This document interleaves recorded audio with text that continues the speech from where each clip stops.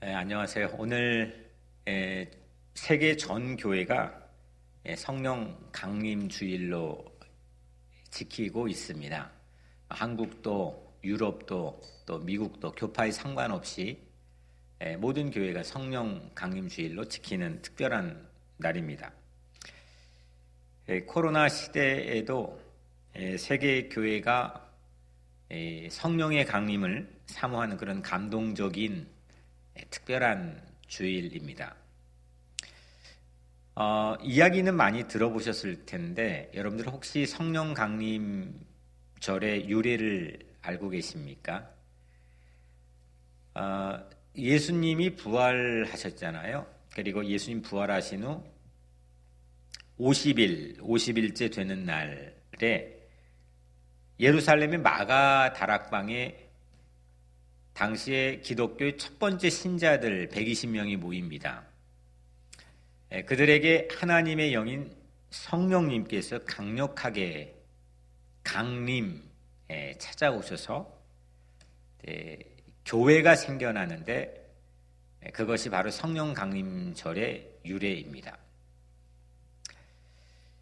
기독교에서 3대 절기 가장 중요한 세 날이 예수님이 탄생하는 성탄절, 그리고 예수님이 다시 사시는 부활절, 그리고 교회가 시작되는 성령 강림절입니다. 우리는 지금 교회 건물에는 못 오고 있지만 그렇다고 교회가 문을 닫거나 또 교회가 중단되지는 않았습니다.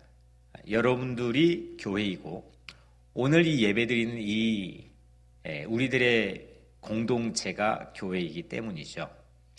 그래서 이 교회의 생일과 같은 성령 강림절, 이 성령 강림절에 이 코로나 시대에 많은 교회들이 특별히 현장을 사모하고 또 교회 건물을 사모하여 예배드리기를 원하기도 했습니다. 하지만 오늘 우리 각자의 자리에 있는 이 성령께서 임재하시는 이 예배 자리에서 과연 진정한 교회가 무엇이고 성령 강림을 통해서 세워졌던 본래 초대 첫 번째 교회의 모습이 무엇인지를 이 시간 함께 나누려고 합니다. 성령님은 하나님이십니다. 그래서 예수님, 아들이신 예수님, 아버지이신 하나님, 그리고 거룩한 진리의 영이신 성령님, 이 세 하나님이 삼위의 하나님이십니다. 성령님은 교회를 시작하고 세우셨던 하나님이시죠. 그 이야기가 오늘 사도행전 2장 1절부터 13절 우리가 함께 읽은 이 말씀 안에 담겨 있습니다. 성령님은 듣도 보도 못한 전혀 새로운 인류의 첫 번째 공동체를 이룩하셨습니다. 오늘 본문의 말씀으로 돌아와 함께 보면 120명이 마가의 다락방에 함께 모였습니다. 한국식 다락방과는 전혀 다른데 작년 성지순례 때도 그 마가의 다락방을 가봤지만 우리 이 교회 정도 되는 그런 사이즈입니다. 그래서 120여 명 정도가 충분히 모일 수 있는 그런 공간입니다. 거기서 그들이 뭘 했길래 이런 엄청난 사건과 일이 일어났을까요? 이 본문에서는 오순절 날이 이미 이름에 그들이 다 같이 한 곳에 모였더니 그들이 성령을 받기 전에 특별하게 그걸 위해서 준비했거나 애를 쓴 일이 우리에게 보여지는 모습은 알 길이 없습니다. 이 본문에서만큼은 우리가 특별히 그들이 뭘 했길래 이렇게 강력한 사건을 체험하고 경험했을까? 알 길이 없지만 다만 왜 모였는지는 우리가 알 수 있습니다. 그들이 왜 모였는지, 마가의 다락방에 그들이 그날 왜 모였는지, 왜 모였을까요? 예수님께서 부활하신 후에 승천 하늘로 올라가시기 직전에 제자들에게 이렇게 당부하죠. 사도행전 1장 4절 말씀에 보면 예루살렘을 떠나지 말고 내게서 들은 바 아버지께서 약속하신 것을 기다리라. 약속하신 것을 기다리려고 그날 그 다락방에 함께 제자들이 모였습니다. 약속을 버리지 않았던 거죠. 약속을 신뢰하고 믿었습니다. 그래서 기다릴 수가 있었습니다. 방에서 어떤 일이 그날 일어났습니까? 맹렬한 바람 같은 소리가 그 방을 가득 채웠죠.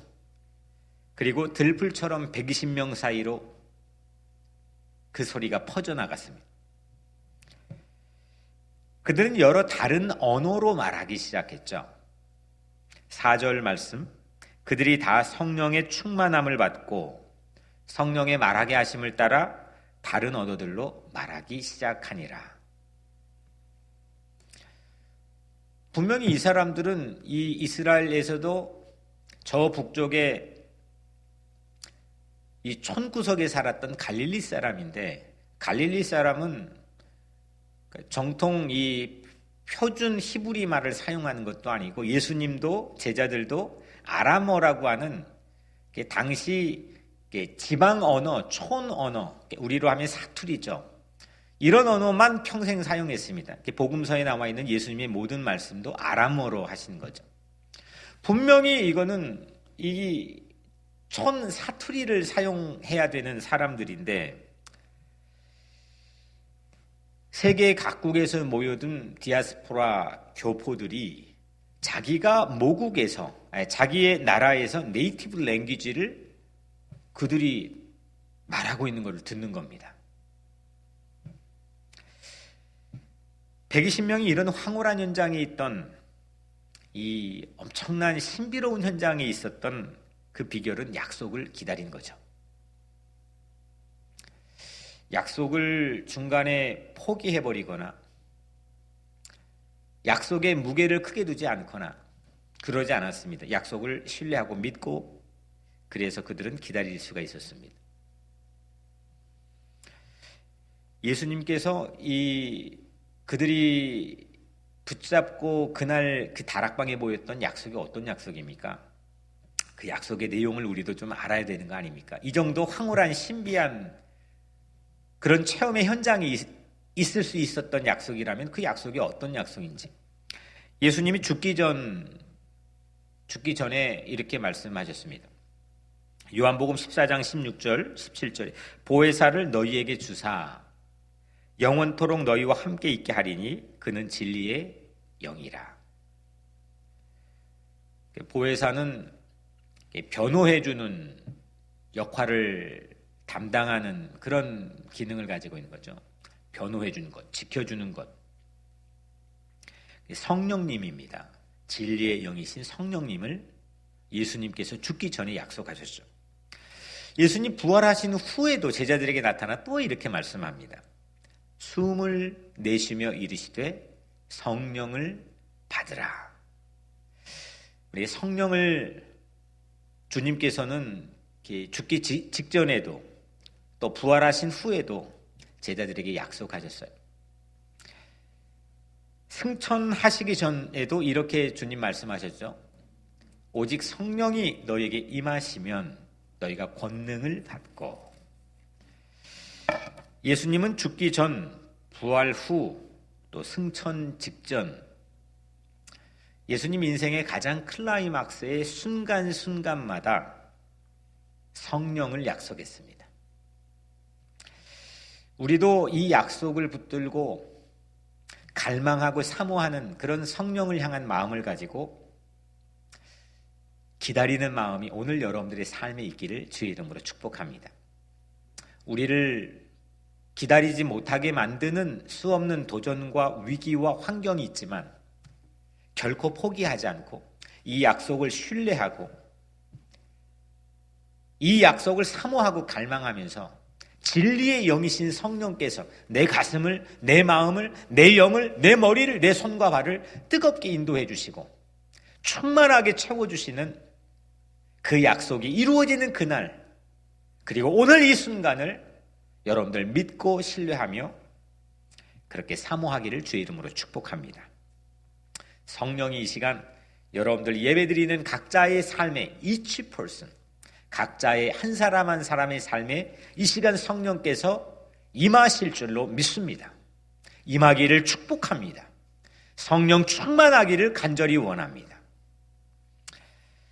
오늘은 이 성령 강림, 성령이 우리에게 임하는 이 사건을 세 가지 핵심적인 영적 메시지로 우리가 함께 나누려고 합니다. 먼저 첫 번째로 성령 강림은 권능입니다. 파워입니다. 오늘 4절에 그들이 다 성령의 충만함을 받고 성령이 말하게 하심을 따라 다른 언어들로 말하기를 시작하니라. 성령 충만을 받으면 내가 알고 있는 만큼 말하지 않습니다. 세상은 내가 알고 있는 만큼 그렇게 말하고 쓰임받고 하는 거 아니겠습니까? 그런데 성령을 충만하게 받으면 한 가지 가장 공통적으로 두드러지게 나타나는 현상 자체가 내가 말하는 만큼 살지 않습니다. 내가 아는 만큼 살지 않습니다. 성령님이 시키는 대로 그들은 다른 언어들로 말하기 시작했습니다. 성령 강림은 그래서 권능입니다. 내가 모르는 영역, 배우지 않았던 영역, 가보지 않았던 곳, 내가 나 이외에 모르는 무수한 미지의 영역에 대해서 새로운 권능, 파워를 갖게 되는 것이 성령의 가장 두드러진 특징입니다. 그래서 이 오늘 이 첫 번째 기독교인들이었던 이 120명, 이들의 사용했던 이날 언어는 배워서 익히는 것이 아닙니다. 초월적 권능, 성령이 주시는 권능에 의한 언어입니다. 저는 이렇게 갈수록 한 가지 깨닫는 게 모르는 게 참 많다는 것을 제 삶의 주변에서 보게 됩니다. 이게 모르는 게 참 너무 많아요.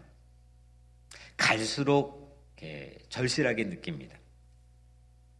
심지어는 내가 어떤 상황에 무엇을 원해야 될지도 예전에는 확실하게 알았던 건데 내가 무엇을 희망해야 되고 어떤 지점의 목표를 삼아야 되는지 분명히 알았는데 이게 세월이 갈수록 나이가 들어갈수록 이게 참 뭘 원해야 될지 뭘 바래야 될지 이것도 희미하게 불투명할 때도 참 많이 있습니다. 이 모르는 게 참 많다 이런 생각을 갖게 됩니다.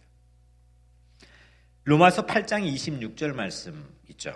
성령이 우리의 연약함을 도우시나니 우리가 마땅히 기도할 바를 알지 못하나 오직 성령이 말할 수 없는 탄식으로 우리를 위하여 친히 간구하시느니라. 아멘. 인간의 가장 큰 연약함이라는 게 뭘까요?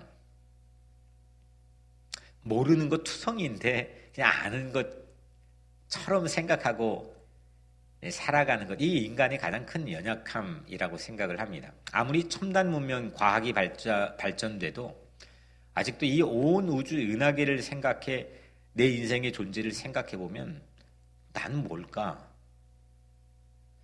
이 세상은 뭘까? 아직 모르는 부분이 너무 많이 있습니다. 여러분들은 어떻습니까?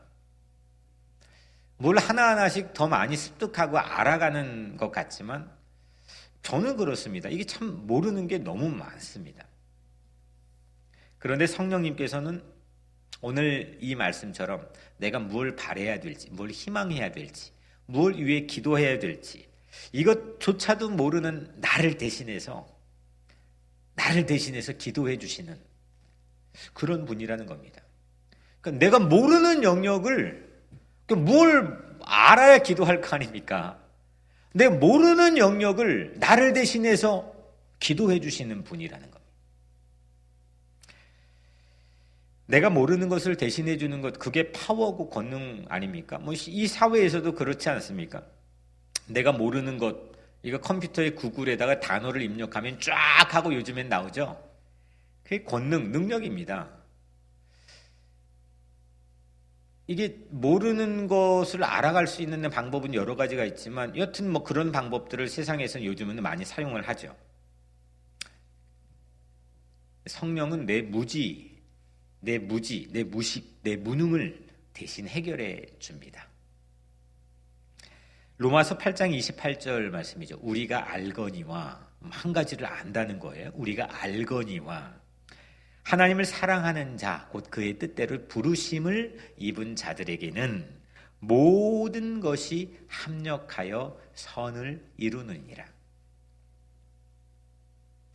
모든 것, 이 모든 거에 여러분들은 한 몇 퍼센트나 여러분들 자신이 알고 있다고 생각합니까? 제가 알고 있는 게 한 2%, 3% 될까요? 96%, 97%는 아마 모르는 걸 겁니다. 뭐 어떻게 될지, 이 사건이 어떻게 바뀔지, 나는 어디로 가야 되는 건지, 오늘 이 세상에 일어나고 있는 일들에 대한 향방은 무엇인지 아마 대부분은 모를 겁니다. 내 자녀에게 뭘 줘야 가장 좋은 걸 주는 건지 잘 모르겠습니다. 그런데 하나님을 사랑하는 사람, 그 하나님의 뜻대로 부르심을 입은 사람들에게는 너희들이 다 몰라도 알고 있는 것이 정말 점 하나에 불과할지라도 모든 것, 모르는 것까지 포함해 모든 것이 합력해 결국은 좋은 것, 선한 것을 이루신다는 겁니다. 성령님이 하시는 거죠. 이 로마서 8장은 성령장이라고 불리지 않습니까? 성령님은 내가 모르는 것조차도 다 아십니다. 그냥 알 뿐만 아니라 모든 것, 내 모르는 것까지 포함해 모든 것을 포함해서 선을 합력해 이루어 주시는 분입니다. 어떤 상황에도 선을 이루어 주시는 분, 내가 모르는 것 위에 그 지점에서 나를 위해 기도해 주시고, 내가 모르는 수없는 것들까지 포함해서 모든 것 합력해 선을 이루어 가시는 분,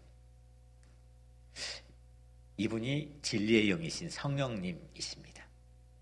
그분이 오늘 우리 각자의 삶에 강력하게 강림하셔야 됩니다.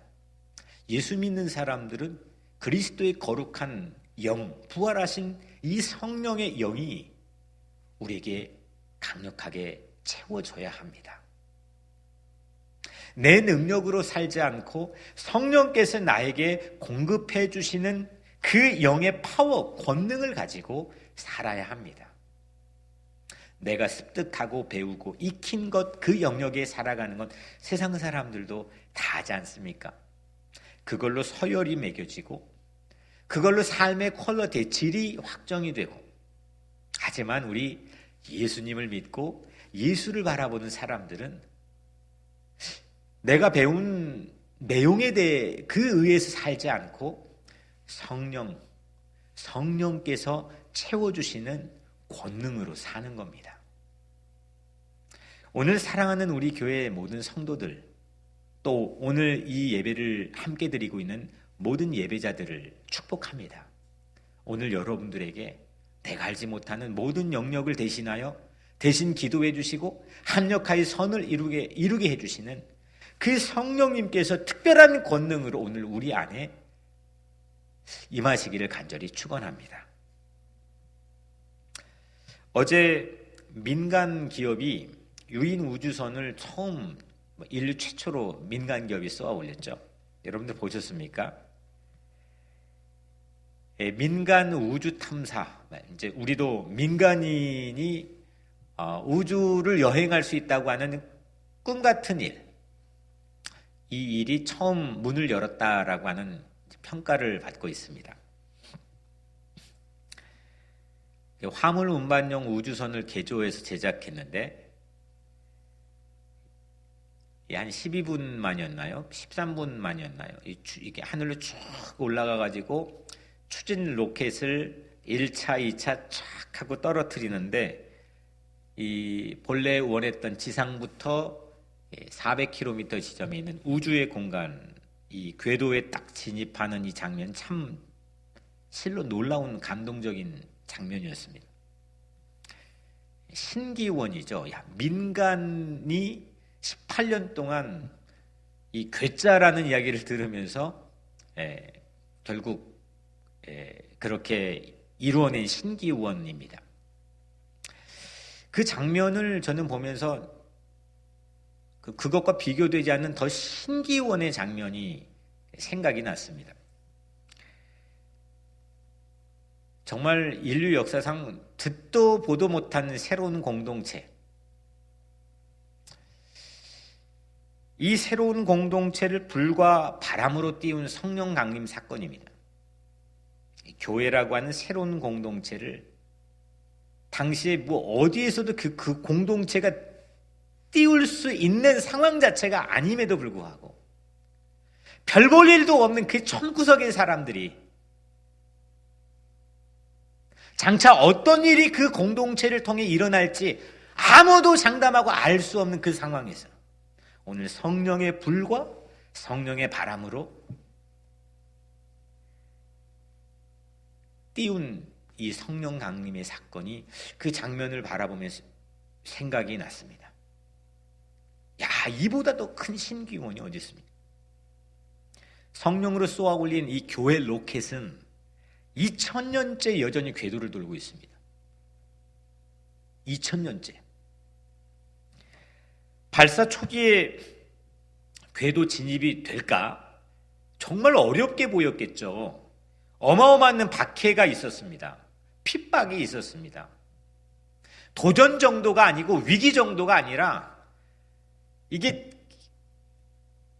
처음 얼굴을 들여 내밀기가 불가능한 상황이었습니다. 그런데 쏘아 올려졌습니다. 성령의 불로 쏘아 올린 이 교회는 궤도에 진입을 했죠. 중간에는 궤도에서 이탈할 뻔한 그런 엄청난 위기도 있었죠. 중세 교회의 엄청난 타락 때문입니다. 이제 교회의 운명은 명을 다했나 보다. 끝났나 보다. 지금과는 비교도 되지 않는 그런 폭압적인 종교 권력을 가지고 전부 다 교회가 부패하고 타락했습니다. 이제 교회는 끝났나 보다. 그런데 개혁을 통해서 리포메이션, 개혁, 다시 교회, 다시 성령을 통해서 교회는 이탈하지 않고 새로운 궤도에 진입을 하죠. 그 이후에도 수없는 도전이 있었고 말로 다 설명할 수 없는 엄청난 위기도 있었지만 성령의 불과 성령의 바람으로 쏘아올린 이 교회는 여전히 오늘도 궤도를 돌고 있습니다. 이 코로나 전국에 이 교회의 향방이 앞으로의 운명이 어떻게 될 건가? 교회는 변신해야 된다. 교회는 이 코로나에 어디 교회가 코로나에 적응합니까? 교회는 이게 이탈하지 않습니다. 교회는 코로나를 극복하고 이깁니다. 교회가 시대에 적응하는 게 아니라 교회는 시대의 새로운 비전과 대안을 제시할 수 있습니다.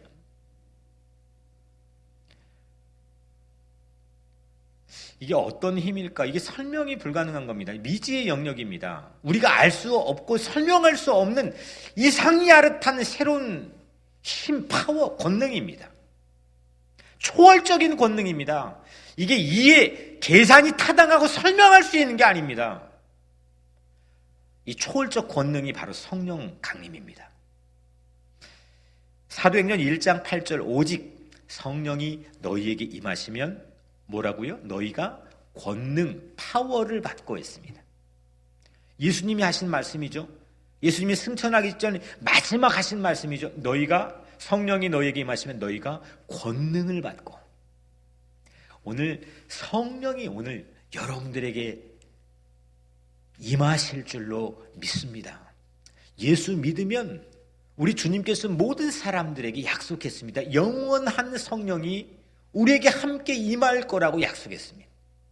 문을 닫지 않고 그 성령을 향해 사모하고 갈망하는 진리의 영을 향해 우리가 함께 문을 연다면 성령께서는 오늘 여러분들을 찾아올 겁니다.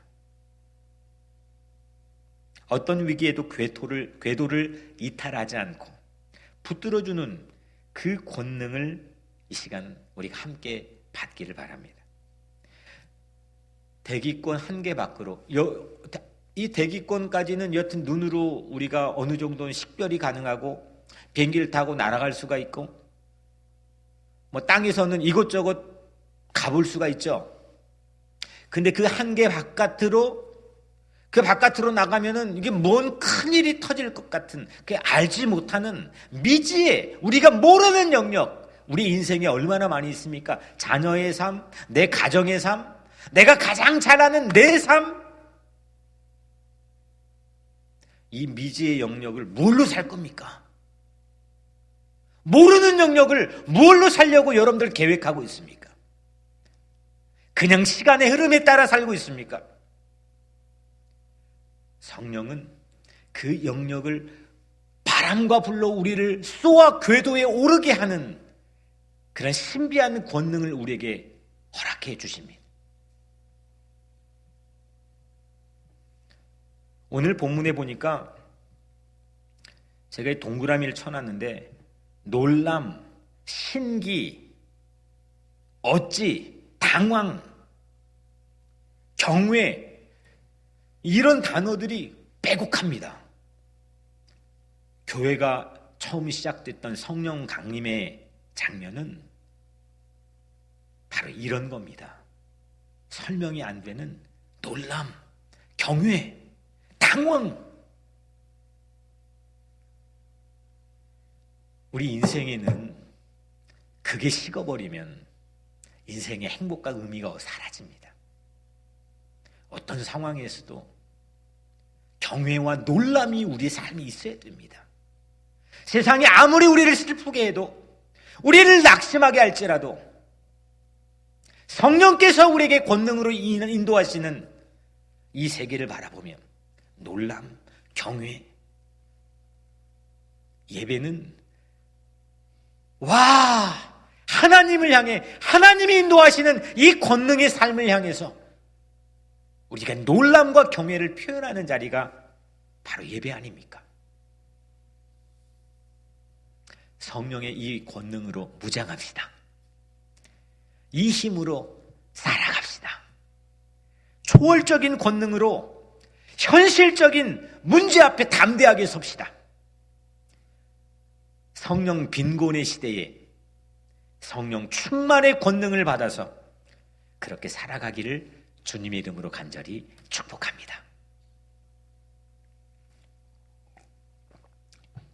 첫 번째는 성령 강림은 권능입니다. 오늘 두 번째 성령 강림은 소통입니다.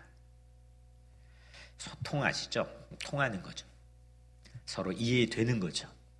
넘어가는 거죠. 오늘 이 본문 안에 그때 예루살렘에서 세계 각지, 천하 각국으로부터 온 사람이라고 나와 있는데, 세계 각지로부터 이 주이시 교포들이 예루살렘의 그 한자리에 모이는 날입니다. 왜냐하면 이스라엘의 3대 명절인 오순절이기 때문입니다. 순례객들이 자기 신앙의 삶의 이 종교적 의무를 이행하기 위해서 수 없는 교포들이 예루살렘에 함께 모입니다. 근데 이들이 오늘 이 다락방에서 120명이 모여 다른 언어로 말하기 시작하는 이 소리, 사운드를 듣지 않습니까? 듣고 소동이 일어났습니다. 이게 무슨 일이냐 하고 모여들기 시작하죠. 세계 각국 언어로 자기들이 온 나라의 말로 말하고 있는 걸 들었기 때문입니다. 8절에 우리 각 사람이 난 곳 방언으로 듣게 되는 것이 어찌 됨이뇨. 우리가 온 각 사람이 난 곳, 태어난 곳, 그러니까 이 세계죠. 각 나라에서 온 내 네이티브 랭귀지라고 오늘 영어 성경이 되어 있는데, 이때 여기에서 방언은 우리가 지금 알고 있는 그런 방언이 아니죠. Our native language, 모국어입니다. 우리가 익히 알고 있는 방언은 고린도 전서 14장 2절 말씀이 나와 있는 거죠. 방언을 말하는 자는 사람에게 하지 아니하고 하나님께 하나니 이는 알아듣는 자가 없고 영으로 비밀을 말함이라. 이 방언은 은사죠. 사람은 못 알아듣는 겁니다. 알아들으면 안 되는 겁니다. 비밀입니다. 시크릿이죠.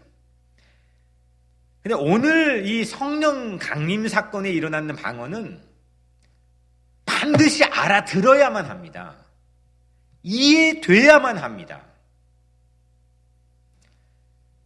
성령 강림은 못 알아듣는 게 아니라 서로 소통하게, 통하게 만드는 영이기 때문입니다. 못 알아들을 수 있는 사이인데 분명히 언어가 다른데 이 사람들이 서로 사이에 알아듣게 됩니다. 이 소통이 교회를 예루살렘 안에 갇히지 않게 만든 거죠. 이 성령 강림으로 한 공동체, 전혀 듣도 보도 못하는 새로운 이 한 공동체가 당시에 교회라고 이름이 붙은 것도 아니고 뭐가 뭔지도 모르는 이 공동체, 그냥 마가다락방에 함께 모였던 이 120명을 후대에는 이 기독교의 첫 번째 공동체 예루살렘 교회라고 명명했지만 그들이 우리는 예루살렘 교회입니다라고 한 적도 없고 하지도 않았고 그 새로운 공동체가 세계로 뻗어나가게 된 것은 바로 이 소통입니다.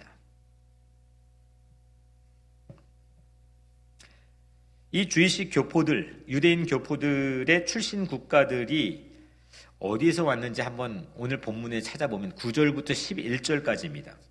세계의 당시 예루살렘을 중심으로 생각해 본다면 세계의 동서남북에서 다 모였습니다. 제가 잠깐 설명을 드리면 9절에 보면 제 지도를 펴놓고 동그라미를 쳐보면서 보니까 9절에 바데인과 메데인과 엘람인과 또 메소포타미아 이 네 지역은 아주 광활한 큰 지역인데 예루살렘 쪽에서 보면 동쪽입니다. 지금의 중동입니다. 이라크, 이란 이런 지역 다 포함이 되어 있습니다. 거기에서 예루살렘에 지금 온 거죠. 9절에 유대와, 유대는 당연히 지금 예루살렘이 있는 중앙이죠. 9절 10절엔 갑바도기아, 본도, 아시아, 부르기아, 밤빌리아 이거는 북쪽입니다. 지금의 터키 전 지역을 포함하고 있습니다. 특별히 이 마지막 밤빌리아는 요즘 새벽마다 요한계시록 함께 보고 있는데 거기에 소아시아의 7교회가 있는 지역입니다. 그러니까 지금 북쪽이죠. 동쪽에서 왔고 또 북쪽 큰 광활한 지역에서 지금 다 왔습니다. 10절에 애굽 및 구레네에 가까운 리비아 여러 지방에 사는 사람들과 로마로부터 온 나그네 곧 유대인과 유대교회에 들어온 그레데인과 여기 보면 애굽은 이집트죠. 그리고 리비아 구레네에 포함된 리비아 이집트보다 더 아프리카 이제 서쪽으로 가는 거죠. 로마 그 더 서쪽입니다. 그리고 그레데는 크레테라고 하는 지금도 지중해에 있는 아주 큰 가장 중앙에 있는 섬이죠. 이게 전부 다 서쪽입니다. 그리고 11절의 마지막 아라비아인들이라 이건 남쪽이죠. 지금의 사우디아라비아입니다. 그러니까 당시에 동, 서, 남, 북 세계 각지 전부에서 온 겁니다. 이 사람들이 지금 새로운 소리, 새로운 언어를 듣기 시작했는데 그게 어떤 언어이냐면 전혀 말할 수 없는 사람들이 자기가 온 모국어를 지금 하고 있는 겁니다. 성령은 서로 통하게 합니다. 성령은 같이 함께 할 수 없고 이해할 수 없고 같이 대화할 수 없는데 서로 소통하게 합니다. 하나 되게 합니다. 공동체를 만드는 힘을 제공합니다. 신비로운 미스테리입니다.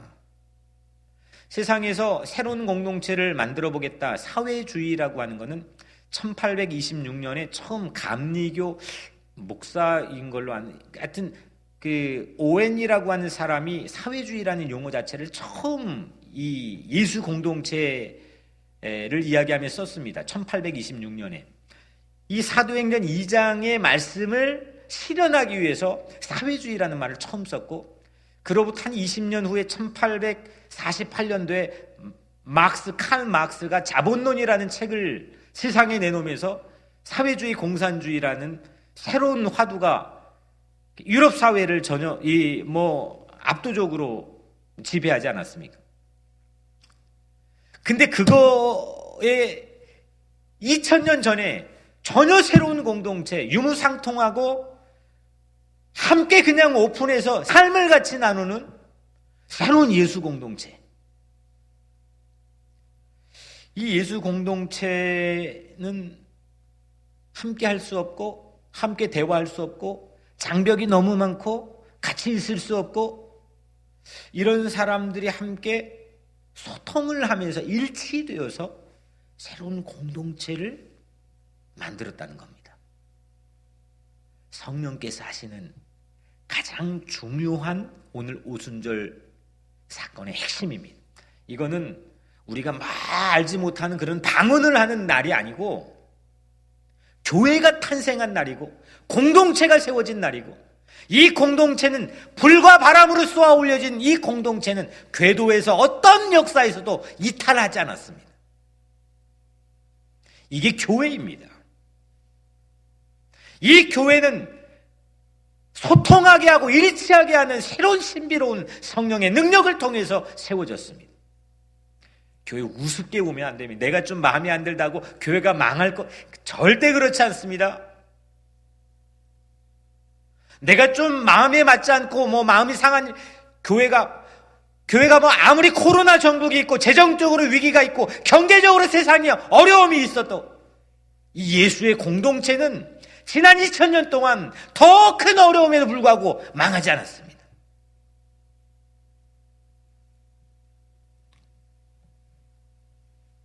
성령은 고립되지 않습니다. 소통하게 합니다. 성령은 세계적으로 연대하게 합니다. 사도행전 1장 8절 오직 성령이 너에게 임하시면 너희가 권능을 받고 예루살렘과 온 유대와 사마리아와 땅 끝까지 이르러 내 증인이 되리라. 성령이 임하면 권능을 받고 세계로 통하는 거 아닙니까? 국경 넘고 인종 넘고 민족 넘고 언어 넘고 예루살렘부터 땅 끝까지 넘고 세계를 향해 하나의 연대를 만들어내는 것, 이게 성령이 하시는 일입니다. 세상은 여전히 그런데 인종을 넘지 못하고 피부색을 넘지 못하고 국경을 넘지 못하고 언어를 넘지 못하면서 비참한 참극들이 도처에서 벌어지고 있습니다. 며칠 전 미네아폴리스의 백인 경찰이 비무장 상태인 아프리칸 아메리칸 이 흑인의 목을 무릎으로 누르고 있는 장면 영상을 수없는 사람들이 보면서 좀 비통에 빠지는 그런 지난 한 주를 우리는 보냈습니다. 목을 무릎으로 눌러 숨지게 했죠. 이 흑인 청년 수갑이 채워진 채 목이 눌려서 숨을 쉴 수 없다, 호흡 곤란을 호소했지만 결국은 의식을 잃고 사망했습니다.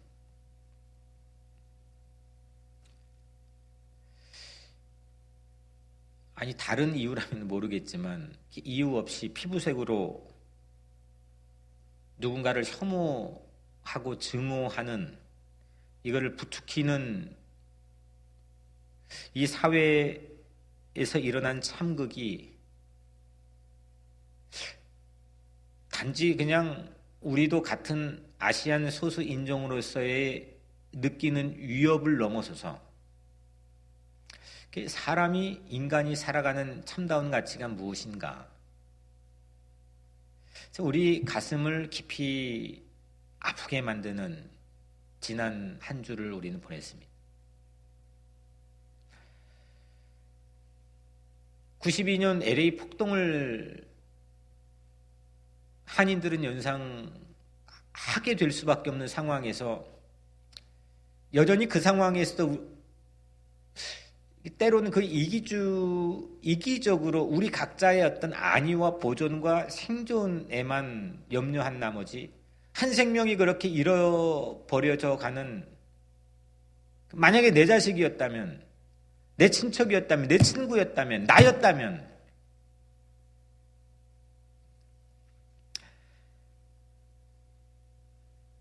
피부색을 넘지 못하고 여전히 국경을 넘지 못하고 그렇게 세상에서는 소통하지 못하는 모습들이 많이 있습니다. 하나님께서는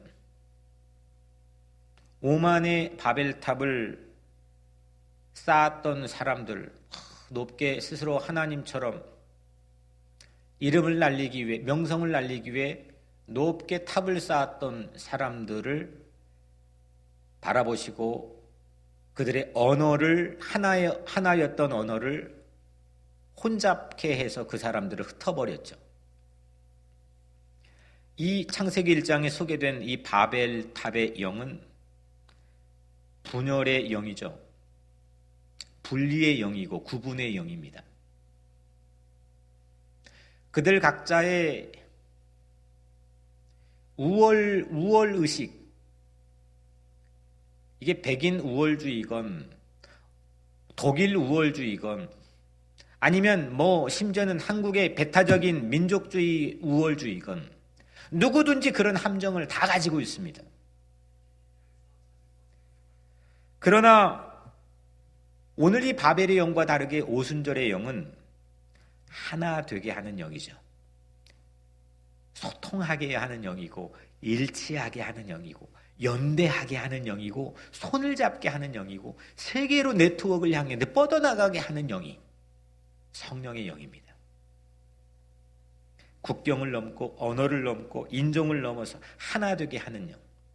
이게 부활하신 예수를 통해서 이 땅에 주신 하나님의 선물이고 보혜사 성령께서 이렇게 이 공동체를 세워서 우리와 함께 할 때 우리 또한 모든 장벽과 모든 분리를 넘어설 수 있다는 거죠. 성령은 하나 되게 하지만 악령은 분열하고 혐오하게 만듭니다. 생소한 공동체인 교회가 세계를 뻗어나가게 된 것은 소통하게 하는 신비한 성령 때문입니다. 다 통하도록 합니다. 성령이 충만하면 다 통하게 만듭니다. 큰 거대 담론의 남북 평화 통일 이런 큰 장벽을 넘고 인종의 차별의 장벽을 넘고 이 큰 거대 담론을 우리가 얘기하는 것도 물론 중요하지만 우리 각자의 삶에서 막힌 장벽, 넘어갈 수 없는 장벽, 이걸 넘어가는 것, 이것이 바로 성령께서 나에게 임재하셔서 역사하시는 가장 중요한 증거입니다. 오늘은 그 얘기인 겁니다. 언어조차도 장벽이 되지 못하고 어떤 혐오와 분리도 거부하면서 하나되게 하는 이 민족의 평화와 세계 연대에 교회가 함께 힘써 기도해야 될 줄로 믿습니다. 첫 번째 성령 강림은 뭐였죠? 권능이었고 두 번째는 뭐였죠? 소통이었고요. 오늘 성령 강림의 마지막은 증인입니다. 성령 강림의 최종 목표. 성령 강림의 사건을 보니까 이거는 특별한 은사 얘기하는 게 아니고 이거는 뭐냐면 소통하게 하는, 서로 알아듣고 이해하게 만들어서 공동체를 만드는 새로운 권능을 나타내는 그런 이야기인데, 그러면 이 목적이 뭐냐? 성령 강림을 이렇게 사건을 일으켰는데 이게 목표가 뭐냐? 목표는 한 가지입니다. 증인이 되는 겁니다. 그들을 증인으로 세우는 겁니다. 증인은 여러분들, 이게 증인, 법정에서 증인이 뭐 하는 사람입니까? 보고 목격한 사실을 가감 없이 말하는 사람이 증인이지 않습니까? 이 증인은 말할 거리가 있어야 됩니다. 그리고 말할 수 있어야 되고 말해야 합니다. 이게 증인입니다. 오늘 11절에 우리가 다 우리의 각 언어로 하나님의 큰 일을 말함을 듣는도다. 아니 지금 이 사람들이 세계 동서남북 천하 각국에서 왔는데 이 갈릴리 촌 사람들이 자기들의 모국어로 뭘 말했다고요? 이 모국어로 말하는 것을 듣고 이해했다는 사실 자체가 오늘 오순절 성령 강림의 풍경이고 핵심적인 유일한 가장 중요한 팩트였다면 그들이 왜 그랬느냐? 그 성령 강림의 목적이 뭐냐? 목표가 뭐냐? 비전이 뭐냐? 그거는 하나님의 큰 일을 말하는 겁니다. 하나님의 큰 일, 하나님의 커다란 이 일을 증언하는 겁니다. 120명이 각 언어로 하나님의 큰 일을 그 다락방에 증언을 하는 겁니다.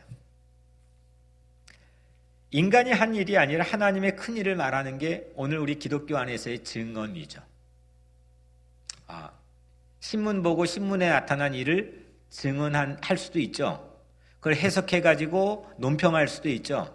근데 오늘 이 성경에 말하고 있는 증언은 하나님이 하시는 큰 일, 이 세상 역사, 우리들의 삶 가운데서 하나님이 하시는 큰 일, 신비로운 일, 한계를 뚫고 초월적으로 일어났던 하나님만이 하시는 일,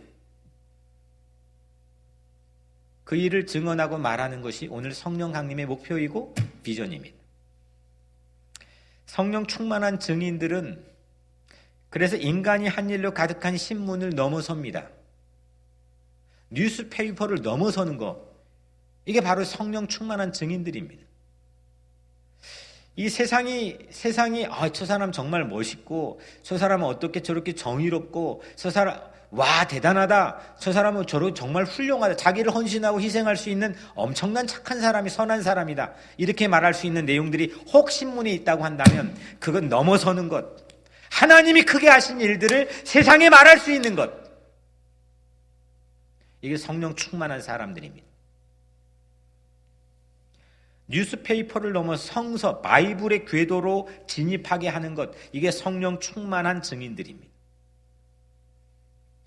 우리는 하나님의 큰 일을 증언해야 합니다. 교회는 그래서 하나님의 큰 일을 끊임없이 증언해야 됩니다. 말해야 됩니다. 교회가 있는 이유는 바로 이겁니다. 사회에 선한 일을 하는 많은 기관과 단체들이 있지만 그 일을 동일하게 똑같이 반복해서 하려고 교회가 있는 게 아닙니다. 하나님이 하신 큰 일을 세상에 어떤 공권력과 어떤 도전에도 굴하지 않고 그를 용기 있게 죽음을 불사하고 세상에 말할 수 있는 그 사람들이 바로 교회에 속한 성령 충만한 증인들이었습니다. 우리에게 하나님의 큰 일은 무엇입니까? 그들에게 하나님의 큰 일은 무엇이었습니까? 바람, 숨이라고 하는 뜻을 가진 성령이 역사하게 한 일. 바람, 숨, 루하흐라고 하는 푸뉴마라고 하는 이 바람, 숨이라고 하는 뜻을 가진 성령이 역사하게 하신 일. 경찰에 의해서 죽임을 당한 조지 플로이드의 마지막 말, 목을 눌리면서 마지막으로 한 말이 숨을 쉴 수 없다라는 거 아닙니까? 성령 하나님은 숨을 쉬게 하는 영입니다. 성령 하나님의 영을 받은 교회는 숨을 쉬게 하는 역할과 사명을 감당해야 되고 그 하나님의 크신 일을 증언해야 합니다. 숨이 막힌 곳 어디든지가 서 있어야 되고 이 하나님의 큰 일을 외치고 말하고 증언해야 됩니다. 부활한 예수님께서 제자에게 말씀하지 않았습니까? 숨을 내쉬며 이르시되 성령을 받으라. 숨쉬게 하시는 것, 이게 하나님의 크신 일입니다. 십자가 못 박아 처형의 무덤에 넣었는데 그 무덤이 빈 무덤이 되어서 다시 숨을 내쉬고 성령을 받으라. 숨을 쉬는 예수, 부활 예수를 증언하는 것, 그 부활 예수를 우리의 삶으로 행동하고 실천하는 것, 이것이 바로 성령 충만한 삶의 모습입니다. 어떤 사망의 무지막지 않는 공포스러운 권세에도 굴하지 않고 이기시고 숨을 내쉬고 다시 살게 하시는 것, 이것이 하나님의 큰 일입니다. 성령 충만한 이들은 이를 증언해야 합니다.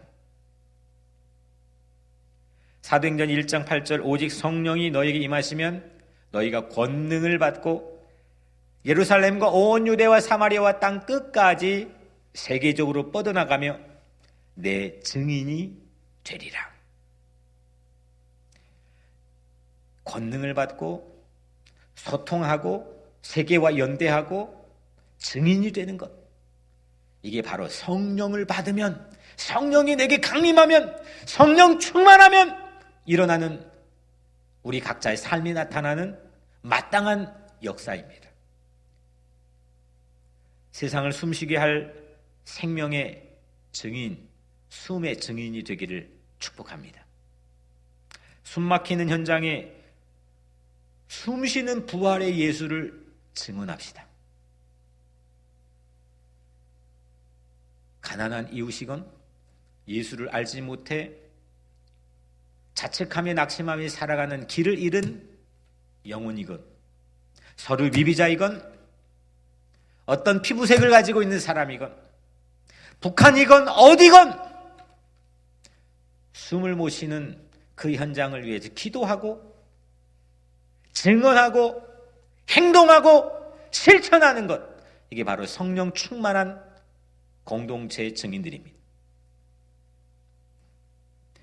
오늘 이 오순절 성령 강림 사건 이후에 바로 첫 번째 그 뒤에 그들이 세술에 취하였다 하더라 13절 끝나고 14절에 베드로가 11사도와 함께 서서 소리를 높여 이르되, 바로 첫 번째 일어난 일이 뭡니까?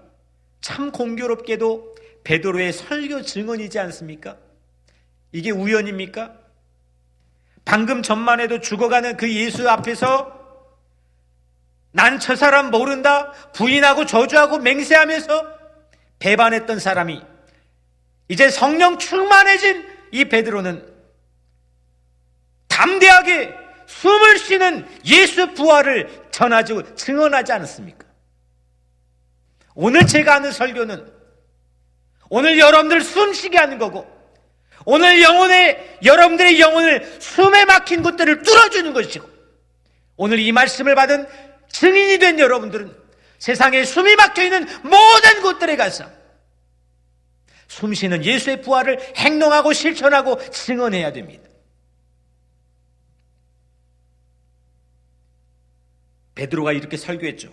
사도행전 2장 32절 이 예수를 하나님이 살리신지라 우리가 다 이 일의 증인이로다. 이런 자부심, 이런 담대함, 이런 용기와 기백을 오늘날 교회가 잃어버린다면 결국 교회는 코로나에 끌려다니고 코로나에 적응해야 되고 시대가 우리를 개조해야 되고 시대가 우리를 평가해야 되고, 하지만 교회의 숨은 끊어지지 않았습니다. 교회의 숨은 영원하고 궤도를 이탈하지 않습니다.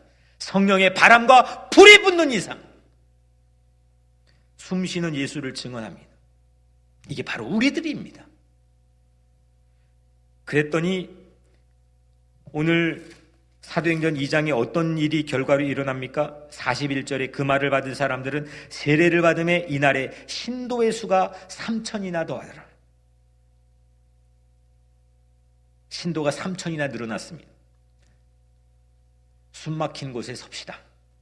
숨쉬는 예수를 몸으로 행동으로 증언합시다.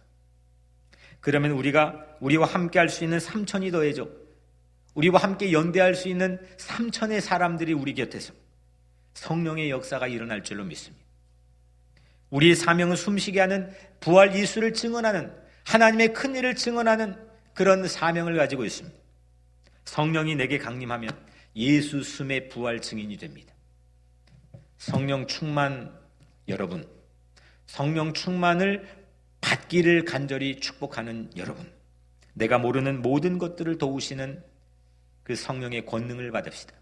내가 아는 만큼 살지 않고 내가 모르는 영역에서 나를 위해 기도해 주시고 모든 게 합력하여 선을 이루어 주시는 성령의 권능을 받아서 삽시다. 성령은 소통의 권능으로 교회를 시작하게 했습니다. 성령은 불과 바람의 성령을 통해 쏘아 올려 궤도를 이탈하지 않았습니다. 코로나에도 교회를 절대 그 궤도에서 벗어나지 않게 하실 겁니다. 성령이 임하시면 숨쉬는 부활 예수를 증언합니다. 오늘 숨막힌 곳에 우리 각자의 삶에 성령 충만하게 임한 이 삶의 권능을 가지고 우리들 궤도를 이탈하지 않고 주님이 원하시는 하나님의 크신 일들이 일어나는 곳마다 우리가 증인으로 함께 서는 그런 축복이 우리 모든 예배자들 위에 있게 되기를 주님의 이름으로 간절히 축복합니다. 기도하겠습니다. 은혜로우신 아버지 하나님, 오늘 우리를 성령 강림, 성령 충만으로 인도하여 주옵소서. 하나님, 오늘 예배드리는 각자의 머리에 성령께서 임재하여 주시고 각자의 가슴에 성령이 충만하게 자리 잡게 도와주시며 성령 충만으로 권능을 받게 하시고 성령 충만을 사모하고 그 약속을 기다리게 도와주시고 그 약속을 내 이해와 계산으로 따져서 아버지 포기하거나 중단하여 떠나지 않도록 하나님 우리를 붙들어 주시기를 원합니다. 하나님이 이 코로나 전국, 이 암울한 이 시대 속에서도 아버지 궤도를 이탈한 적이 없는 이 교회를 중심으로 하나님 우리 각자의 삶을 붙들어 주시고 성령의 손길로 우리를 인도하여 주시사 진리의 영, 하나님의 큰 일을 말하게 하시는 영에 아버지 우리가 이끌림 받는 삶이 될 수 있도록 주여 우리를 인도하여 주시옵소서. 예수 그리스도 이름으로 간절히 기도드리옵나이다. 아멘.